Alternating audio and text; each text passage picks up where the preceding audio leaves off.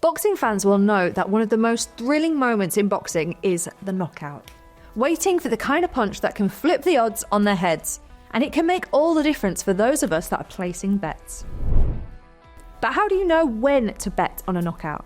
So betting on a knockout, or a KO as we know it, is about much more than just picking the favourite.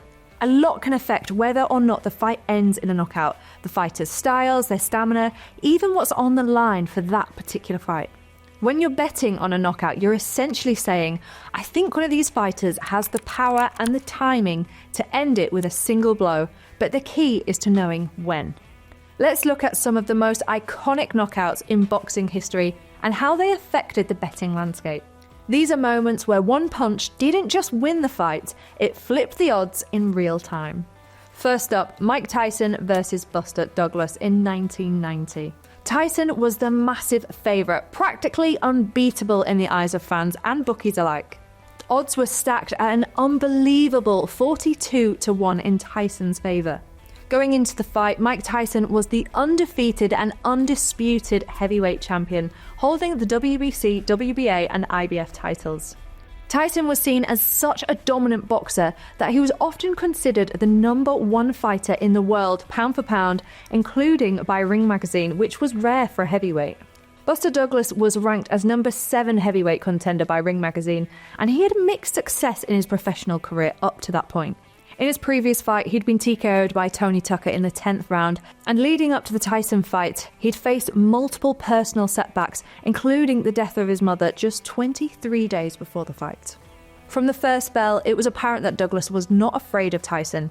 He used his quick jab to prevent Tyson from getting in on the inside, where he knew Tyson was the most dangerous. After an ineffective third round, Tyson's cornerman Jay Bright shouted, "Don't just stand there and look at him, you've got to work." Sat at ringside doing commentary for HBO was boxer Sugar Ray Leonard, and he highlighted Douglas's dominance with his jab and said Tyson was just having one of those days in the ring where things just don't click. Tyson was wobbled by a right hand during the 5th round, and soon Tyson's eye began to swell, preventing him from seeing his opponent's punches well. Tyson's team were caught unprepared, and they were so confident Tyson would easily beat Douglas that they'd not brought a cup man or ice packs, which is usually standard equipment for a fight.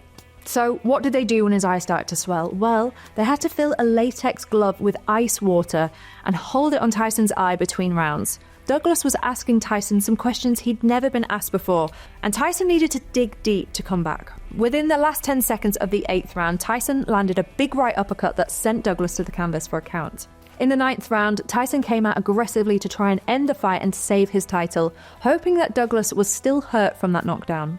Douglas was able to fight off Tyson's attack and was able to close Tyson's eye completely. Both men traded punches before Douglas connected on a 4-punch combination that staggered Tyson back to the ropes. With Tyson hurt on the ropes, Douglas closed in and unleashed a 4-punch attack to try and knock Tyson out. Tyson withstood the punishment and barely survived the round. In the 10th round, Tyson pushed forward, but he was still hurting from the punishment that he'd absorbed throughout the fight. As Tyson tried to pile it on, Douglas landed an uppercut that snapped Tyson's head, stopping him in his tracks. Douglas immediately followed with 4 punches to the head, knocking Tyson down for the first time in his career. Tyson fumbled around for his mouthpiece on the canvas before sticking one end in his mouth while the other was actually still hanging out. He tried to make it up to his feet, but the referee called it after seeing how unstable Tyson was. Anyone who took a long shot on Douglas with a KO walked away with a big payout, as Douglas became the new undisputed heavyweight champion after one of the biggest upsets in boxing history. Next, George Foreman's knockout of Michael Moorer in 1994. Moorer was the young, undefeated champion, and Foreman was the 45-year-old underdog. On April 22, 1994, Moorer defeated Evander Holyfield, whereas Foreman was 45 and had been on a comeback trail for several years after choosing to end his 10-plus year retirement. There were talks about Moorer meeting WBC heavyweight champion Lennox Lewis that would unify the 3 major titles, but Moorer rejected this idea. Instead, Foreman challenged the champ and promised a big payday. The fight was soon scheduled for November 5, 1994. The fight almost didn't take place, as the WBA didn't have Foreman ranked on their list of contenders and weren't willing to sanction the bout. The IBF, however, had Foreman as its 8th ranked contender and did offer to sanction the fight, but the WBA warned Moorer that regardless of what happened, he would be stripped of their championship if he went forward with the fight with Foreman. And this led to the fight being cancelled. So before the fight had even reached a date, Foreman was already being overlooked and underestimated. Foreman and his promoter Bob Arum of Top Rank filed a lawsuit alleging that the WBA colluded with others to discriminate against the 45-year-old Foreman and to force Moorer to honour the contract that they had signed, with the demand that the champion wasn't allowed to step into the ring until they did. Foreman and Top Rank won an induction against the WBA and stated that as long as Foreman had medical clearance, he would be eligible to fight for the WBA title. Fast forward to November 5th, 1994, and we had ourselves a fight. Going into the fight, Moorer was the favourite, and despite Foreman's ability to take whatever Moorer was throwing at him, it looked as if Foreman was on his way to another defeat in a World Championship fight. Moorer controlled the pace of the fight and on scorecards was winning most of the rounds, but despite Foreman's left eye swelling nearly shut, he stayed on his feet. After the 9th round, the judges had Moorer up with 88-83. And like any good coach, Dundee told Foreman just before the bell started for the 10th round that he was going to take a knockout to win. But in the champion's corner, trainer Teddy Atlas had a strategy planned. He told Moorer that Foreman was landing his best shots in close quarters, and Foreman was throwing a quick series of combinations, starting with a jab that he used to break through Moorer's guard. And then following that up with a quick right cross, Atlas told Moorer to take a step back and make Foreman come to him. Moorer, however, did not follow Atlas's strategy. Foreman eventually hurt Moorer with a body shot, which slowed him down to the point where Foreman was able to start landing his combinations more and more. And that was until Foreman landed flush on Moorer's jaw. Dazed, Moorer fell on his back and the referee began his count. He lifted his head off the canvas for a second before attempting to get up as the count reached 5. Moorer had rolled onto his side, desperately trying to push himself up, but he was still on his knees when the count reached 10. Foreman secured his legacy as the oldest heavyweight champ ever. Anyone who bet on a late round KO here cashed in big, especially given Foreman's underdog status. Of course, we can't forget about Anthony Joshua versus Wladimir Klitschko at Wembley in 2017. It was announced in August 2016 that AJ would be making a second defence of his IBF title with contenders like Joseph Parker, Kubrat Pulev and Hughie Fury in the lineup. Wladimir Klitschko became the frontrunner after his rematch with Tyson Fury was cancelled for a second time. Terms were then arranged for a £30 million showdown, but it wouldn't be without its challenges. After Fury gave up his world titles, Klitschko wanted the WBA title on the line to face AJ. The WBA delayed sanctioning the fight due to a legal settlement with Lucas Brown, who was next in line for the vacant title. Instead, Klitschko turned his attention to fighting Brown instead, meaning that a date between AJ and Klitschko couldn't be finalised yet. But AJ needed to defend his titles, and no other than former champ Eric Molina stepped up to the challenge.